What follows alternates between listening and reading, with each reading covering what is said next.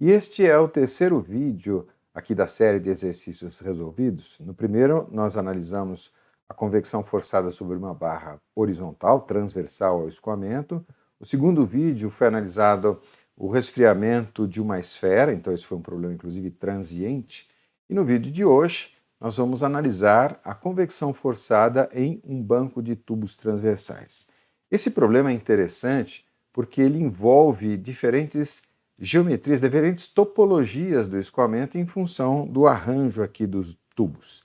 Então, nós temos basicamente dois tipos de arranjo, um arranjo que a gente pode chamar de retangular, no qual a malha geométrica aqui forma um retângulo, né, como o nome já diz, significa que os tubos estão alinhados. Esse arranjo também é chamado de arranjo alinhado.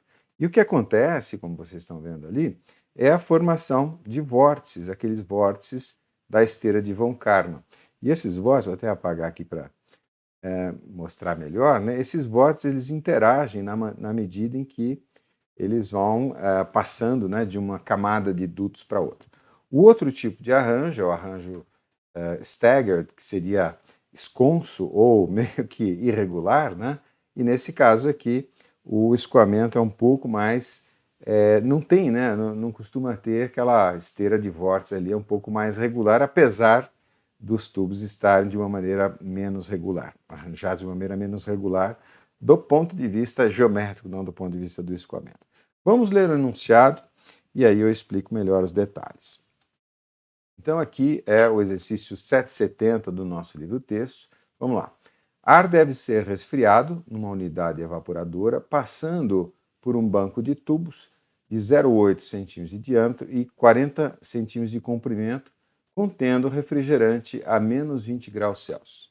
A matriz do arranjo dos tubos é quadrada, com passos, respectivamente, ST e SL de 1,5 centímetros. E com linhas de 30 tubos na direção longitudinal, ou seja, na direção do escoamento, e colunas de 15 tubos na direção transversal ao escoamento. Ar incide na direção longitudinal a 0 graus e 1 atmosfera a uma velocidade de 4 metros por segundo. Determine a capacidade frigorífica da unidade evaporadora e a perda de pressão ao longo do banco de tubos. Então, é um arranjo retangular, quadrado, e eu queria só falar um pouquinho, antes da gente entrar, do outro tipo, o arranjo que eu estou chamando aqui de losangular, ou arranjo esconso também, se usa muito essa notação. Esse é um arranjo um pouquinho mais complexo, né? Entrando um pouco no detalhe aqui, ele é um arranjo um pouquinho mais complexo, e os parâmetros geométricos de caracterização estão aqui. Então, esse é o passo longitudinal, o SL, o passo transversal seria o ST, e aí, meio compondo os dois, o passo diagonal seria esse SD.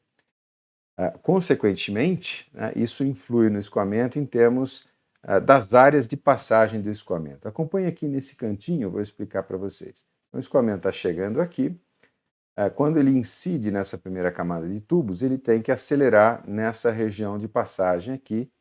Então, a área de passagem diminui de uma área A1 para essa célula, né, para essa área AT. Em seguida, o escoamento se subdivide. Ele pode passar uma parte em cima aqui, uma parte embaixo, ou seja, então, a área total de passagem, digamos, dessa fase azul do escoamento seria 2 vezes AD. Então, essa é a caracterização geométrica da malha e o escoamento vai se acomodar dependendo um pouco aí da relação desses parâmetros, o SL e o SD. As áreas de passagem, as formulinhas que a gente tem para calcular, seria alguma coisa assim. A1 seria a área molhada, né, de uma célula, sem descontar aqui a espessura do tubo, é simplesmente ST, o passo transversal ao escoamento, vezes o L, que é a direção, é o comprimento do tubo aqui na direção perpendicular ao slide. Área AT transversal, que seria essa área de estreitamento aqui, é ST menos D vezes L, óbvio, né? E AD, SD menos D vezes L, ok? Então, olhando o esquema de velocidades, vai depender um pouquinho da relação entre SL e ST. Ou seja, se AT for menor do que 2 vezes AD, ou seja, essa área de passagem aqui que eu estou apontando, é menor do que a soma dessa área mais essa outra área aqui, porque o escoamento se subdivide naquelas duas direções. Então, se for o caso, a velocidade máxima, né, por conservação de massa, né, a velocidade máxima vai ocorrer na região de maior estreitamento, ou seja, de menor área. Então, a velocidade, ela pula de uma velocidade aqui correspondente a essa área A1, pula já direto para o V máximo, que é em AT, nessa área de passagem de estrangulamento aqui. Depois ela diminui um pouquinho para AD, né, que são essas duas áreas de passagem, sobe para o valor máximo, valor médio, né, valor máximo e assim por diante. Esse valor máximo ele é importante porque as correlações empíricas foram construídas para esse valor máximo aqui. É justamente isso que acelera ali, favorece a troca de calor. Então, usando aqui as nossas relações geométricas, a velocidade máxima é uma relação entre a A1 e a AT, e aí substituindo aquelas relações aqui na esquerda, né, a gente tem que a velocidade máxima pode ser calculada em função da V infinito, né, através dessa forma, ST sobre 2ST menos D. Okay? Na verdade, cancela o L aqui quando a gente faz o quociente das áreas. A outra situação possível é quando a área transversal é maior do que 2 vezes a área diagonal. Então, essa áreazinha aqui é maior do que 2 vezes o AD. Então, acontece o oposto, né? Essa velocidade intermediária ocorre na área transversal e as velocidades máximas vão ocorrer aqui nessa área diagonal. Bom, aqui muda apenas o cálculo da fórmula, né? A fórmula de cálculo da velocidade máxima. Em vez de dividir A1 por AT, eu vou dividir A1 por AD, então eu vou ter ST sobre 2SD menos D vezes V infinito. V infinito, obviamente, é a velocidade aqui não perturbada. Ok? Então, esse é, digamos, a especialidade, o detalhe, né, do arranjo losangular, também é chamado de arranjo esconso, que não é o caso desse exercício aqui.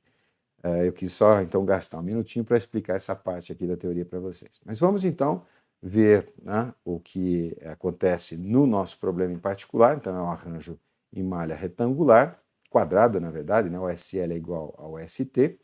A gente tem até infinito de incidência aqui, são 15 linhas por 30 colunas, e tem um detalhe interessante que é a temperatura de saída não é conhecida. Tá? E o problema é o seguinte, né? Quando ela não é conhecida, o que a gente faz? A gente tem que calcular. Né? Mas para calculá-la, é necessário conhecer as propriedades termofísicas e para isso é necessário conhecer essas temperaturas. Então é um problema, né, iterativo. Olhando em termos geométricos e pensando inclusive como as correlações empíricas são construídas, né, a maioria preconiza que as propriedades termofísicas sejam calculadas na temperatura média, ou seja, a T infinito mais a T de saída, que a gente desconhece, dividido por 2. Então, na medida em que o escoamento de ar vai cedendo o calor, ou recebendo, aí tanto faz, né, não muda o sentido. Né? Então, na medida que ele vai cedendo o calor para alguém que está recebendo, né, esse calor, então ele vai se resfriando, que é o caso aqui do ar-condicionado, né? Ele vai se resfriando e a temperatura vai diminuindo do 0 graus, que é a temperatura incidente lá, onde é que está esse 0 graus, né? Então aqui seria 0 graus, então ele vai se resfriando, até chegar na temperatura de saída que a gente quer calcular. A temperatura média, que é a média geométrica das duas, a gente precisaria conhecer para calcular as propriedades termofísicas. Então, o que nós podemos fazer? Vamos adotar a seguinte demarche. Né? Acompanhem comigo a lógica. A gente vai arbitrar, a gente vai, por hipótese, supor que a temperatura média seja de menos 5 graus. Isso corresponde a uma determinada temperatura de saída aqui, menos 10 graus. Né? Então, 0 mais 10 é 10, né? Dividido por 2, 5 graus. Né? Eu só troco o sinal para ficar no negativo ali. Então, supondo que essa temperatura média seja de menos 5, o que a gente tem? Né? A gente tem possibilidade de calcular as propriedades termofísicas, isso usando as correlações de trabalho, as fórmulas de trabalho, então, nos fornece a solução. Consequentemente, eu tenho, né, a temperatura de saída e posso calcular a temperatura média para aquela temperatura de saída calculada. E aí, em seguida, vou verificar, né, realimentar o processo aqui em cima. Okay? Então, se no cálculo aqui eu obtiver -7, por exemplo, né, então aí eu volto aqui e refaço tudo com -7 graus. Isso aqui é um procedimento bastante comum em engenharia, né? É possível fazer de outras maneiras sem ter que fazer essa hipótese, mas aí envolve resolver, na verdade, um conjunto de equações simultâneas, então, um sistema de equações não lineares. Então, essa é a nossa demarche e eu vou trabalhar para construir todo esse equacionamento e fazer pelo menos um ciclo desse aqui para mostrar para vocês. Vamos lá, então, entender um pouquinho a parte térmica do problema, né? Sempre bom. Antes de sair fazendo cálculo, né, vamos entender o problema, que está detalhado aqui, eu já vou mostrar, né? Já vou explicar para vocês, e depois dar uma olhadinha ali nas fórmulas de trabalho. Então, nós temos em torno de cada um daqueles tubos, o tubo ali estaria saindo aqui ou entrando, né, na direção perpendicular ao slide, e por dentro está passando o fluido frigorífico a -20 graus. A -20 graus. Aí eu tenho algumas regiões que eu queria destacar para vocês. Internamente, eu tenho essa região aqui azul, que é esse, né, azul turquesa ou alguma coisa assim, que estou representando aqui a camada limite interna. -20, então, é a temperatura não perturbada na região interna do escoamento. Depois nós temos a parede da tubulação e por fora, né, em torno do tubo de refrigerante, a gente tem a formação da camada limite externa, que aqui é o azul clarinho. E essa camada limite, inclusive, ela é oscilatória nesse tipo de arranjo por causa da esteira de vórtices. Aqui, esse desenho dessas linhas de corrente que eu coloquei aqui é, na verdade, um retrato, né, um instantâneo da esteira de von Karman, porque esses vórtices eles são oscilatórios, né? Ela fica oscilando para cima e para baixo.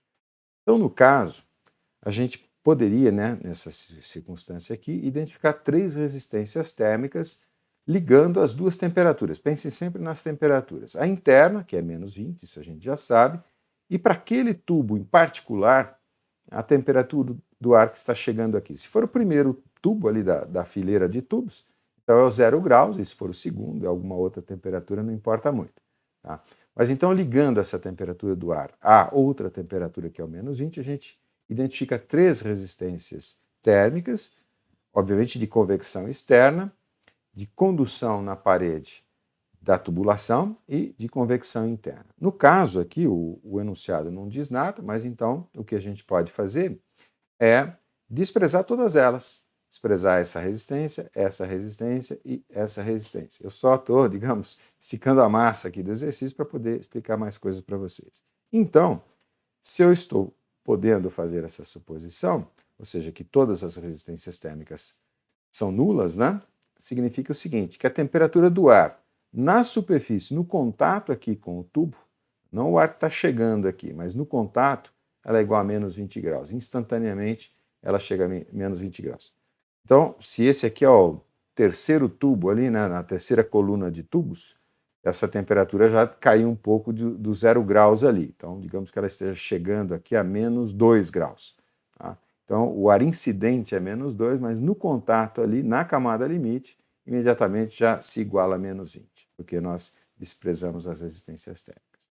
Então, nós temos aqui, e isso vai ficar claro um pouco mais nas correlações de trabalho, nas fórmulas de trabalho, várias condições para calcular as propriedades termofísicas, e eu coloquei aqui uma tabelinha do RefProp em que eu calculei na temperatura média, né, suposta, então o -5 graus que a gente supôs, e repara ali, é 1 atm, e em bar, né, não é uma atmosfera não é exatamente 1 bar, isso aqui é um pequeno detalhe que eu estou ressaltando aqui para vocês. Então, eu tenho a -5, né, que é a nossa temperatura média de cálculo, a -20, que seria a temperatura do ar no contato com os tubos, e a temperatura a 0 graus, que seria logo na entrada ali, nós vamos precisar dessas 3 propriedades. E repara realmente como varia, né? Então a densidade está variando aqui alguma coisa de 1,31, 1,39, 1,29.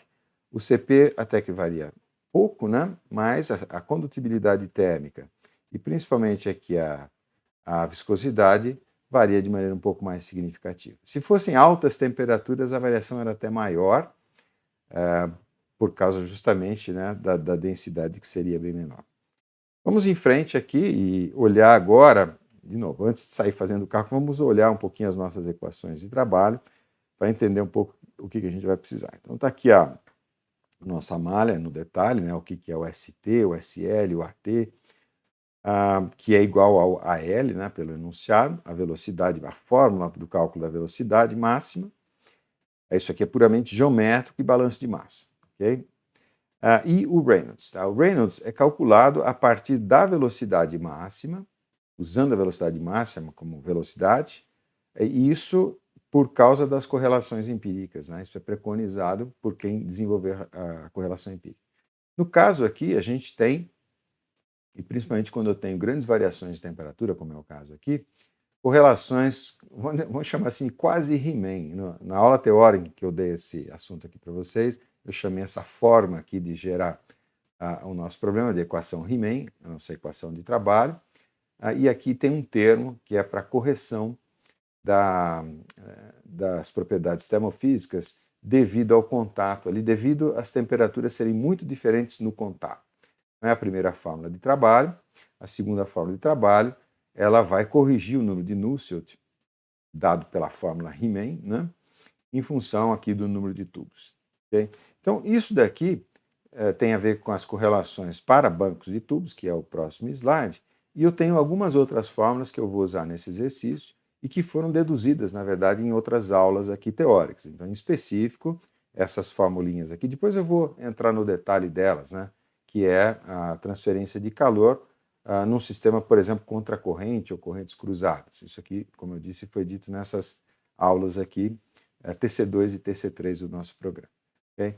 Então, só para fazer referência, eu já estou vendo, né, que aparecem propriedades termofísicas, além daquelas calculadas nas propriedades médias, aqui o Reynolds e o Prandtl.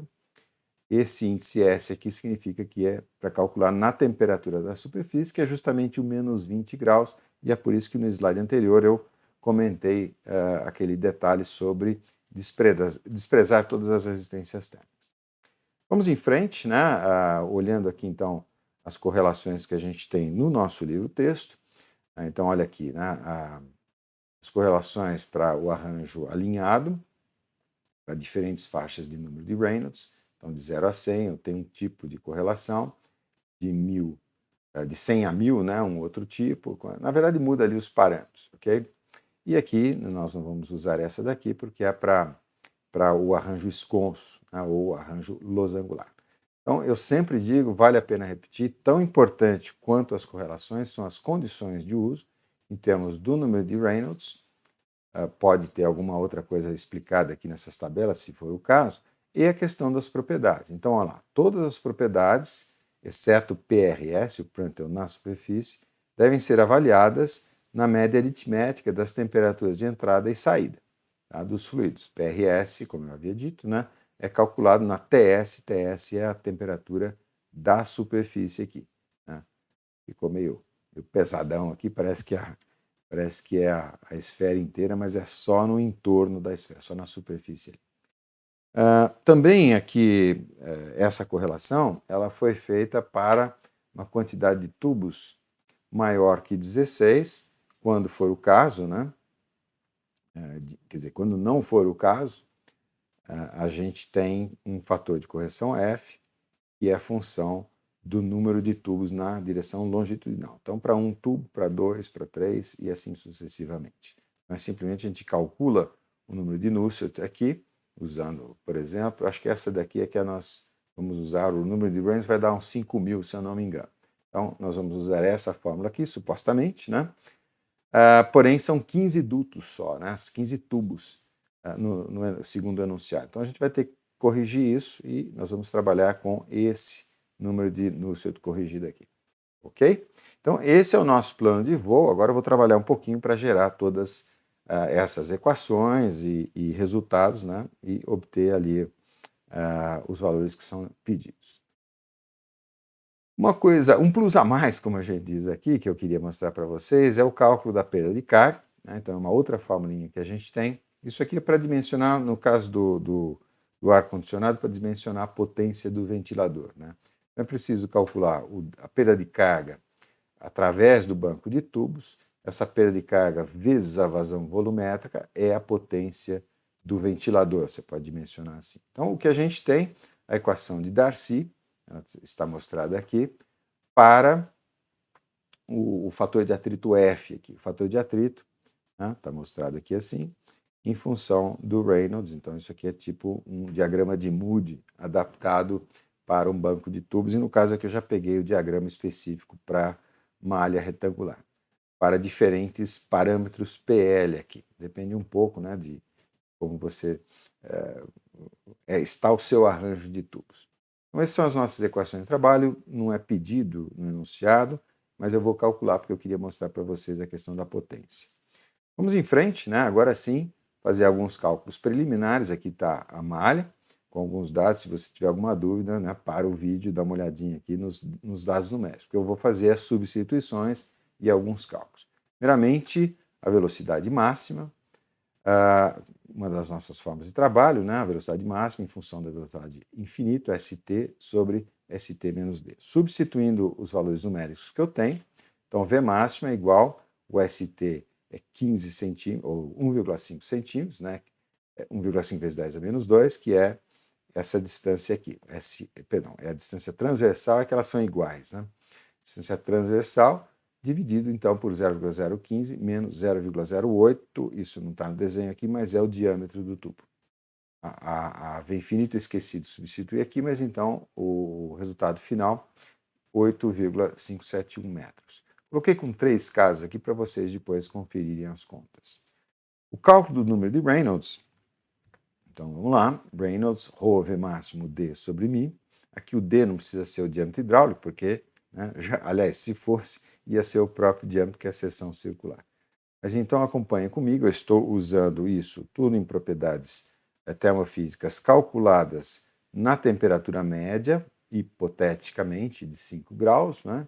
Então, olhem lá, a densidade, né, 1,31, vou fazer uma marquinha aqui para vocês, né, 1,31, 1,3169 aqui.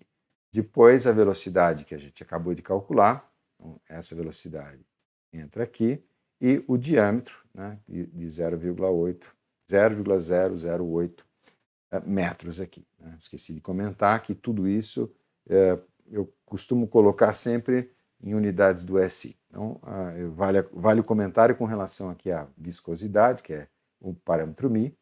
Então, é 16,976, 16,976. Agora, repare, tem um micro ali, né? Micropascal segundo. Tudo bem, pascal e segundo já são unidades do SI, mas tem um micro. Esse micro, cuidado, esse prefixo micro é 10 a menos 6, né? A não confundir com a letra que designa justamente a viscosidade. Então, eu ponho um 10 a menos 6 ali para passar para pascal segundo. Então, se eu não errei nas contas, 5.321,931. Depois vocês confiram e até peço o favor, né, se vocês encontrarem algum erro, me avisem para eu poder corrigir nas próximas transparências. Em seguida, né, o Reynolds 5.300, a gente cai na faixa ali, né, nessa terceira linha, né, do arranjo alinhado. Então, Nusselt 0,27, Reynolds a 0,63, Prandtl a 0,36, é corrigido ali pela relação de Prandtl. Vou até destacar isso aqui, né? Então, nós vamos usar as propriedades termofísicas aqui da temperatura média, no caso, o número de Prandtl, e depois vamos precisar do número de Prandtl na superfície do duto. Como desprezamos todas as resistências térmicas, então é o menos 20 graus aqui, né? Então, aquele PRS, que é o Prandtl na superfície, do ar na temperatura da superfície, 0,71415. Substituindo ali os valores numéricos na correlação, né? Então eu tenho essa correlação aqui, eu estou usando aqui, 0,27 vezes 5.321,9 elevado a 0,63, 0, aqui é o número de Prandtl, né? 0,71162, olha lá, 0,71162 na temperatura média, supostamente, né? Elevado a 0,36, dividido pelo quociente das duas ali. 0,71162, então esse número de Prandtl, dividido pelo PRS, que é o número de Prandtl na superfície. 0,71, 0,83, elevado a 1 quarto, 0,25 ali. Fazendo as contas, 53,176, tá? E aí o próximo passo seria corrigir o número de Nusselt em função do número de dutos, porque essa correlação é para maior do que 16. No caso, o que a gente tem, né? Olhem aqui a tabela, eu coloquei a tabela aqui. Para números menores do que 16, tá? Ele vai até 13 aqui, já está dando 0,99. Então aqui seria 0,999, né? Seja como for, né? Usando duas casas decimais, então o Nusselt corrigido é 0,99 vezes o 53,176, que foi o Nusselt para uma quantidade de dutos maior que 16, né? Corrigindo, fazendo a conta ali, 52,644. Isso aqui é a dimensional. Passo seguinte, calcular o coeficiente de convecção, Nusselt vezes a condutibilidade térmica vezes dividido pelo diâmetro. Cuidado, essa condutibilidade térmica é a condutibilidade térmica do fluido, né? Não tem nada a ver com o material da parede do duto ali. Às vezes os alunos confundem e eu estou sempre avisando. Então, 52,644, que a gente acabou de calcular aqui. A condutibilidade térmica, 23,977. Olha lá, a condutibilidade térmica a menos 5 graus, 23,977. E o 10 a menos 3 ali é porque tem esse prefixo M, a não confundir com o M aqui de metro, né? Então, esse M aqui é de 10 a menos 3 para passar para watts por metro por grau Celsius ou Kelvin. É a mesma coisa porque é um delta, né? Dividido pelo diâmetro, 0,008. Fazendo o cálculo, H é igual a 157,782 watts por metro quadrado Celsius. Bom, vamos lá, passo seguinte, né? Eu estou gerando dados aqui para poder fazer o cálculo, né? Vamos calcular duas coisas importantes aqui. Primeiro, a vazão mássica. A vazão mássica eu posso usar conservação de massa. Em qualquer seção, se eu fizer um corte, qualquer corte que eu faça, posso até cortar antes do banco de tubos ou em qualquer posição do banco de tubos aqui, eu tenho que a vazão mássica, deixa eu apagar aqui as linhas que eu fiz, né? Mas eu tenho que a vazão mássica é ρVA, essa A aqui é a área de passagem daquela seção que eu fiz o corte. Então pode ser, por exemplo, a área aqui transversal. Isso é constante. Então eu vou escolher, por exemplo, para fazer esse cálculo, eu vou pegar esse corte aqui antes do escoamento entrar no banco de tubos. Então eu vou aplicar essa equação de conservação de massa aqui, ok? ρVA. Então quem é ρ, quem é V, quem é A? ρ 12927, né? 12927, ou seja, o ar entrando a 0 graus. Para que eu tenha o ar a diferentes temperaturas, mas nessa seção o ar ainda não trocou calor com os tubos ali de refrigerante, então ele ainda está a 0 graus, por isso é que eu estou pegando a densidade 1,2927, ok? Vezes a velocidade, que é 4 metros por segundo, vezes a área. A área agora são 15 tubos, né? Esse aqui estou pegando o módulo, né? 15 tubos, 15 linhas de tubos, está aqui, né? 15 linhas e 30 colunas, vezes a distância entre eles, 0,015, está aqui a distância, né? 0,015 metros, é 1,5 centímetros, vezes o diâmetro, né? Vezes o 0,4. Perdão, esse 0,4 aqui é a área, na verdade, né? Ou 15 vezes 0,15 vezes 0,4 é a área. Tudo isso aqui é a área, ok? 0,4 aqui, na verdade, eu falei diâmetro, é esse comprimento aqui. Troquei as palavras, né? Bom, fazendo o cálculo, 0,465 kg por segundo, e esse é um dado que nós vamos precisar daqui a pouco. Do lado aqui das áreas, a área total de transferência de calor, agora esse AS que eu estou calculando, ele é a área total, vou fazer um desenho aqui, somando, né, todas essas áreas de transferência de calor, de todos esses dutos aqui, né, então isso aqui tudo soma esse AS aqui que eu estou calculando. Tá? Então, como é que é? É o número total de tubos, NL vezes NT, vezes πdL. πd é o perímetro aqui de um tubo, né? L é o comprimento de um tubo. Tá? Então, isso aqui é a área externa, né? A área lateral de um tubo, que é através da qual o calor está fluindo, vezes o número total de tubos. Substituindo os números, 30, 15, π 0,08 e 0,4. 0,4 é o comprimento, né? Eu havia feito a confusão um pouquinho antes, né? E fazendo o cálculo, 4,524 metros quadrados. Novamente, vocês refaçam todos esses cálculos e qualquer problema, por favor, me avise aqui. Correto? Então, isso aqui eu estou indo um pouco rápido, porque são só cálculos, né?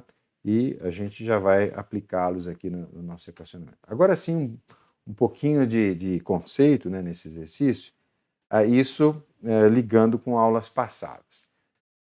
Nas fórmulas de trabalho, eu tinha colocado algumas que têm a ver com trocadores de calor, né, transferência de calor entre fluidos diferentes, por exemplo, e essas fórmulas eu deduzi tanto nas nossas aulas teóricas, de maneira um pouco rápida, né, mas também em aulas específicas. Eu coloquei aqui um dos vídeos em que eu faço justamente a dedução dessas fórmulas para trocadores de calor, no caso aqui casco e tubo. Tá? Então, está aqui o link, inclusive, caso você queira olhar, e eu vou passar rapidamente nessas fórmulas aqui. Né? Então, quando você tem essa situação, atentem para esse desenho aqui à esquerda. Você tem um fluido quente que está, digamos, cedendo calor, né? Ele cede calor para o fluido frio. Então, está cedendo calor. No caso, o ar externo, por exemplo, é o fluido quente, ele cede calor, e o refrigerante que está passando nos dutos, ele recebe esse calor cedido. O que cede calor, obviamente, diminui sua temperatura, e, eventualmente, o segundo aqui, né, se ele recebe a temperatura, ele está mudando, ele está aumentando aqui a sua temperatura. Então, seria alguma coisa assim, né? O quente está diminuindo, porque ele está cedendo calor, o quente seria o ar, né? E o refrigerante, o fluido frigorífico, recebendo calor, ele está aumentando a sua temperatura. No caso ali, eu vou supor que essa temperatura aqui é constante, porque ele está mudando de fase, não tem problema nenhum. Mas eu quis deixar a situação bem genérica aqui, que é justamente essa situação que eu deduzi aqui para vocês, nessa aula em particular. Bom, o que nós vimos é que a taxa de transferência de calor depende, obviamente, da área, nessa área total de transferência, depende do coeficiente de convecção. Né? No caso aqui só tem um, porque só tem o lado externo, no caso aqui que eu digo, no caso do nosso problema em tela. Né? Vezes uma temperatura média, porque se vocês pensarem, tem 4 temperaturas envolvidas aqui. Né? A temperatura de entrada e saída do fluido quente, a temperatura de entrada e saída do fluido frio. Na verdade, o que conta não é individualmente cada uma delas, mas esses deltas aqui. Então, digamos um delta T1 do lado esquerdo desse trocador, ou um delta T2 do lado direito desse trocador. Né? E nós vimos nessa aula que essa média, essa temperatura média de troca de calor, um patamar médio de temperaturas, ele é a chamada média logarítmica. A média logarítmica é uma média como qualquer outra, média geométrica, média aritmética, média ponderada, né? Média harmônica. A média logarítmica é uma média e a gente calcula dessa forma. O ΔT1 menos ΔT2 dividido por Ln de ΔT1 sobre ΔT2. Tá? Então, é assim que é feito e a dedução disso, né, vem da integral dessas quantidades diferenciais de calor, né, do que cedeu e do que recebeu calor. Tá? Isso é bem simples, na verdade. Okay? Então, a próxima equação de trabalho, que essa sim foi deduzida aqui nessa última aula, que foi essa aula aqui, a primeira aula sobre convecção de calor, né? A aula de introdução à transferência de calor. Falei de camada limite, né? Essas 3 aulas aqui de transferência de calor que precederam essa minha aula de hoje, né? Esse vídeo de hoje. Então, eu tenho essa dedução dessa formulinha que eu vou usar agora. Então, no caso, seriam essas duas aqui, a gente até fez um exercício na aula. No caso do nosso problema, as temperaturas são, né, de entrada do fluido quente é 0 graus, a de saída a gente não sabe, a gente supôs que a média seja de menos 5 aqui. Né? E a temperatura do fluido frio, constante, igual a menos 20, porque supostamente ele está ele está mudando de fase, o fluido frigorífico está mudando de fase. Isso eu expliquei no primeiro vídeo aqui nosso, né, daquele exercício sobre a transferência de calor numa barra horizontal transversal ao escoamento. Bom, nesse caso, né, a equação diferencial que rege, eu vou até voltar um slide, tá, pessoal? Essa equação diferencial, se a gente manipular essas quantidades de transferência de calor aqui, esses dQs, né, do lado quente, do lado frio, e na interface entre os dois, na interface geométrica entre os dois, a gente obtém uma equação diferencial, que é essa equação, isso novamente, né, nós fizemos aqui nessas aulas. A equação diferencial que governa ali esse fenômeno, eu posso escrevê-la dessa maneira aqui, MCP dt dx, pH, T menos TS igual a zero. Agora, quem é quem? Preciso explicar para vocês. Né? Então, essa equação, vou tentar rapidamente explicar o que foi deduzido ali numa daquelas aulas. Se você não entendeu, eu recomendo que você vá para essa aula aqui, olha, convecção em essa aula aqui. Tá? A introdução à transferência de calor, camada limite, nela eu resolvi um exercício rapidamente, eu obtive essa equação. Mas, rapidamente, acho que eu vou conseguir explicar. Imagina aqui um elemento de área, dA do tubo, né? Então a gente está fazendo um corte no tubo, e esse dA, ele é alguma coisa como, ele é uma área lateral, né? Então eu vou fazer um desenho aqui, olha, seria alguma coisa assim, olha, né? Um pequeno corte de extensão dx no tubo, e essa dA é essa área aqui. Essa dA eu posso escrever como sendo o perímetro, né, π vezes d, vou deixar assim, πd, porque a seção não é necessariamente circular. Né? Nesse exercício sim, mas eu queria deixar genérica a forma. Então, P perímetro vezes dx, né? dx, então, é essa distânciazinha aqui embaixo. Okay? Então, nessa quantidade de área dA, é trocado uma quantidade de calor dQ, dQ, né? dQ, e fazendo dessa maneira, a temperatura aqui, quando o fluido cede uma certa quantidade de energia dQ, ele sofre uma diminuição, vou tentar fazer aqui de uma maneira não poluir muito aqui, sofre um decaimento dt, de temperatura. Então, esse T aqui é, obviamente, a temperatura do fluido quente aqui, nesse meu exemplo. Tá? Então, a equação diferencial é essa, né? Está meio claro aqui, né? E nós, nessa aula que eu estou mostrando para vocês, integramos. Isso aqui é uma EDO de primeira ordem, se tudo for constante, né? O MCP, o perímetro, bom, o perímetro é geométrico, mas o H é constante, a gente pode integrar e eu vou ter uma equação exponencial e colocando as condições de contorno, né? O TQ e o TSQ e uma TS constante aqui, né? Que eu posso até já desenhar isso aqui, essa TS, TEF é igual a TSF, entrada do frio, saída do frio, igual a TS, que é a temperatura da superfície. É assim que a equação está especializada. Tá? Então, isso aqui eu só estou passando rapidamente, né? Eu recomendo que vocês façam as contas depois. Então, isso aqui, essa fórmula, nós vamos usá-la para fazer um cálculo, né? Ela vem da solução dessa EDO aqui de primeira ordem. Então, é essa fórmula aqui que eu estou explicando. Bom, agora sim eu posso, né, usar todas essas fórmulas de trabalho para resolver o que é pedido ali no exercício. Né? Então, primeiramente, vamos calcular a temperatura de saída do fluido quente, que a gente precisa dela, né, para poder iterar o processo. Então, essa fórmula aqui eu estou isolando a temperatura de saída do quente, que é a que eu não conheço. Então, substituindo os valores que eu tenho, o menos 20, que é a TS aqui embaixo, né? Entrada é zero, a saída é menos 20, esse mais 20 é menos 20, tá? Exponencial do que?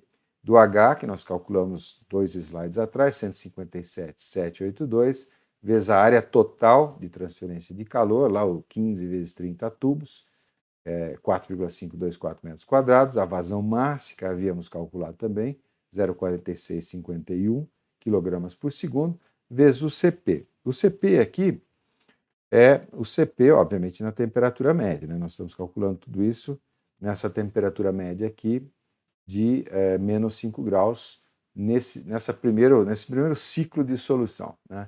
PM igual menos 5 graus Celsius. Por isso que eu estou usando esse CP aqui. E aqui eu fiz um pouquinho diferente, né?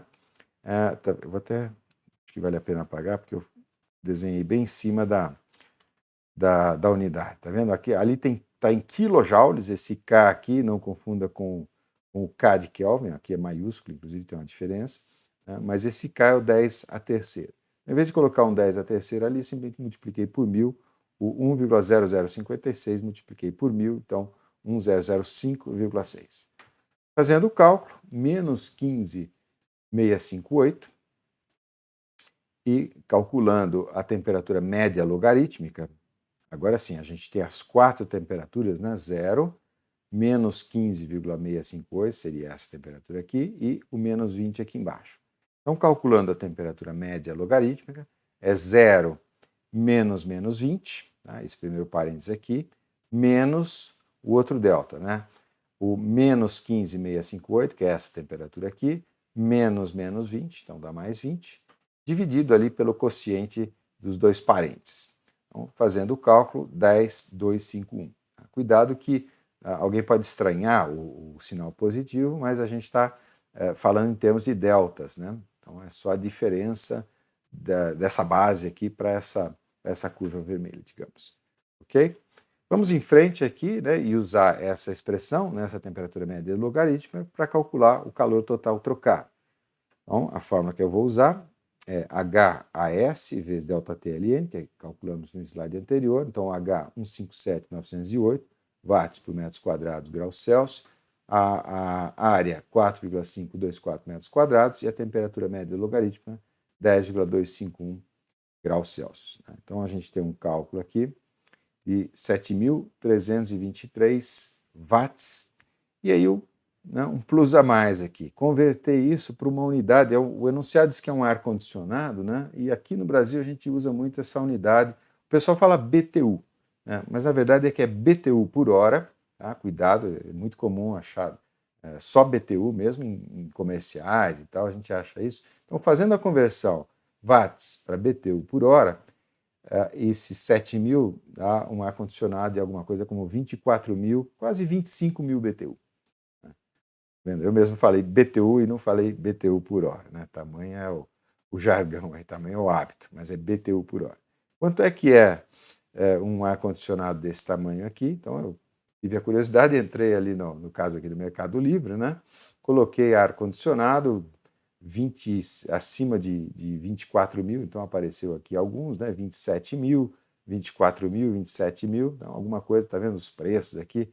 7.000, 6.000, para vocês terem uma ideia do que é esse aparelho de ar-condicionado. Esse conjunto de dutos aí que a gente dimensionou é mais ou menos o que seria para um aparelho de ar-condicionado desse porte aqui. Então, isso aqui é para, por exemplo, uma pequena sala de seminários, né, ou uma grande sala de jantar, por exemplo, seria adequado. Um quarto, né, de uma residência, 10.000, 9.000 BTUs por hora já é bastante suficiente. Bom, só para terminar, vamos ver ali rapidamente a parte da perda de carga.